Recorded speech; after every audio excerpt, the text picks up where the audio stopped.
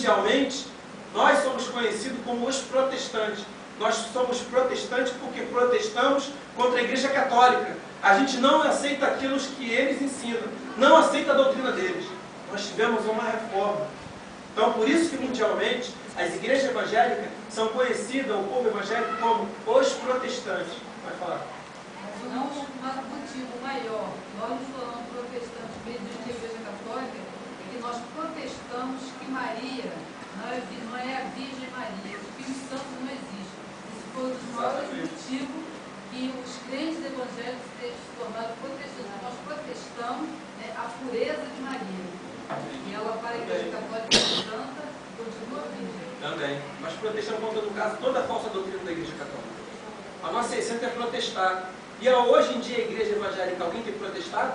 Pelo contrário, não fala do fulano. Eu até gosto dele, é claro. Porque hoje em dia, como a igreja está corrompida, as pessoas estão corrompidas, está todo mundo às vezes aceitando coisa de pessoas que estão falando heresia, porque já é o modo de vida até dela. Entendeu? Se eu chegar aqui e falar para vocês que o Marcos Feliciano já falou um monte de besteira, que isso, tem um monte de DVD na minha casa, eu adoro ele. Tudo bem. Eu sou protestante. Os irmãos também sejam protestantes. Não aceita a falsa doutrina. Mas pelo contrário, como diz a palavra, condena ela e traga a luz. Desmascara a mentira. Porque Jesus foi morto? Porque já era o plano, não. Jesus foi morto porque ele desmascarou os escribas, os fariseus, os saduceus. Falou, vocês são tudo mentiroso. Vocês são uma raça hipócrita. Dentro de vocês é tudo uma podridão, tudo uma mentira. Foi aí que começaram o quê? Eles teve que matar esse homem.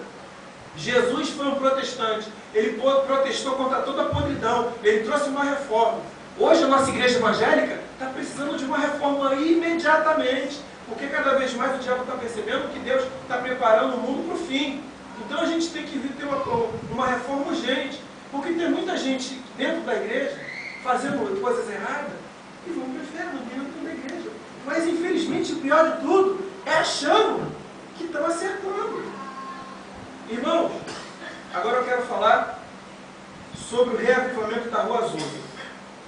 Os irmãos aqui dessa igreja, nós, como povo pentecostal, eu, independente de não ter o dom do batismo do Espírito Santo e dom de línguas, eu tenho outro dom. Eu não sei quando Deus vai me dar o dom de línguas, mas até então, o meu dom é esse. Mas eu sou pentecostal, eu sou adepto do movimento pentecostal.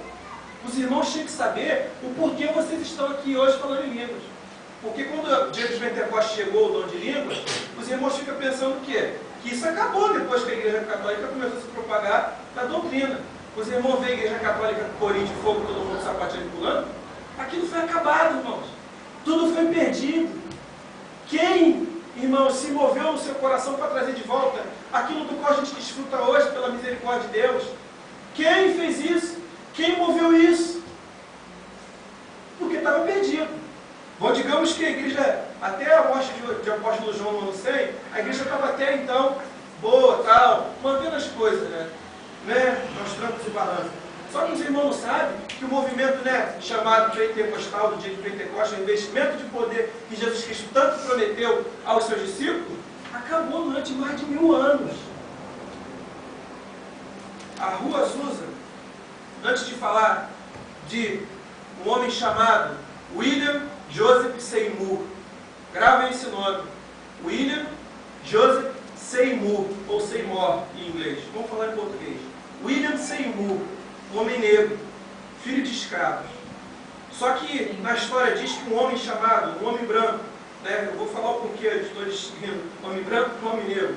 Um homem chamado Charles Fox Faber, que iniciou um trabalho de busca pelo poder do Espírito Santo em Topeka, Kansas, em 1900. Olha quanto tempo a igreja ficou sem um movimento chamado pentecostal. Claro que Deus sabe o que faz. Começou com Lutero a reforma para a igreja se reestruturar e iniciar. Só que agora, Deus estava esperando. A palavra de Deus diz em Salmos, eu não lembro o capítulo do versículo, que Deus procura pessoas, homens, para mostrar o seu poder. Então isso poderia estar assim até hoje, irmãos. Sabe por quê? Porque Deus precisa de pessoas para ressuscitar aquilo que Ele prometeu. Então esse homem, ele fundou uma escola de treinamento espiritual com o propósito de buscar a plenitude do Espírito Santo. O nome dele é Charles Fox Ferrer, em 1900.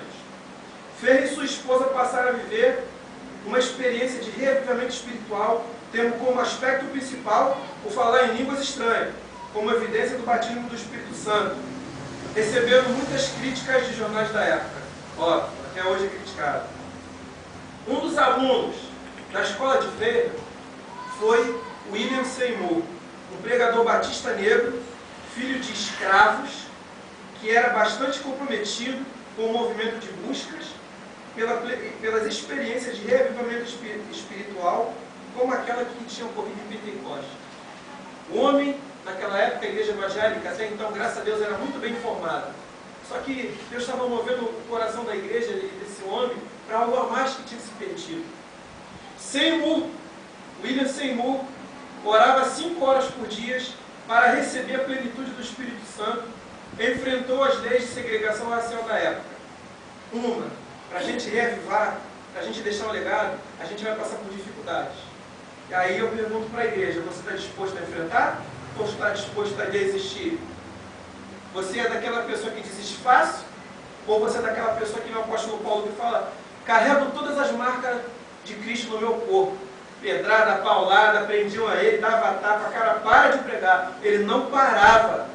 Hoje em dia pessoas com sempre problema de questões bobinhas da igreja, que eu digo de todo o coração, sem medo de errar, coisas inferiores que não são prioridade para a igreja. Tem pessoas que param, eu vou parar para largar tudo, meu Deus, segura.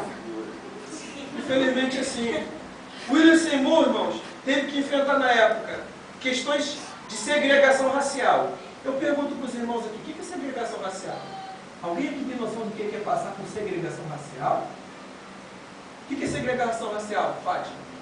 Sandra, nós somos negros, alguém tem que saber. Como negro, com orgulho. Eu acredito que ele era perseguido por ser negro. E ele tinha orgulho assim, que ele queria que representar algo ali, ele queria demonstrar uma coisa. A segregação? Não, a segregação racial é mais ou menos o que Fátima falou, né? Sandra falou. A segregação racial quer dizer vida separada.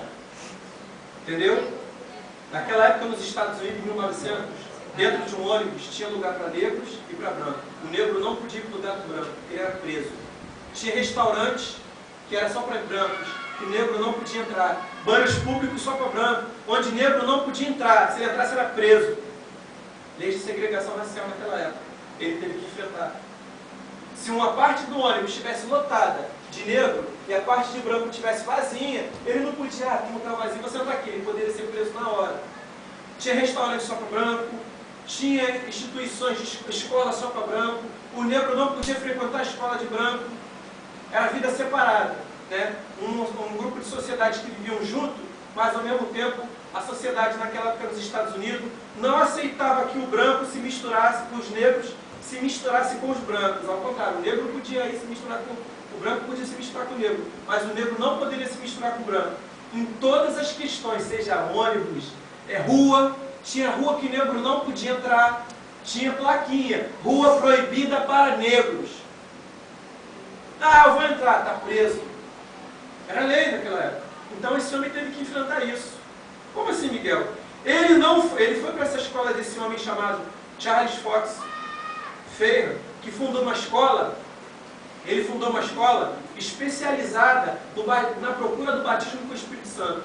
Porque a reforma protestante foi aproximadamente 1500, olha só, em 1900, quase 400 anos depois, ainda não tinha havido o movimento de batismo com o Espírito Santo, retornado, quer dizer. Aí esse homem foi o precursor da época, Charles Fox Ferrer. Aí ele fundou uma escola. Aí o William Seymour foi lá. Só que ele não foi autorizado a ficar na sala de aula da escola de Ferrer, com os alunos brancos, sendo obrigado a assistir às aulas do corredor. Quer dizer, ele fundou a escola, aqui está a classe. O William Seymour teve que ficar lá do corredor, assim, lá da janela, para estudar aquilo que Deus estava colocando no coração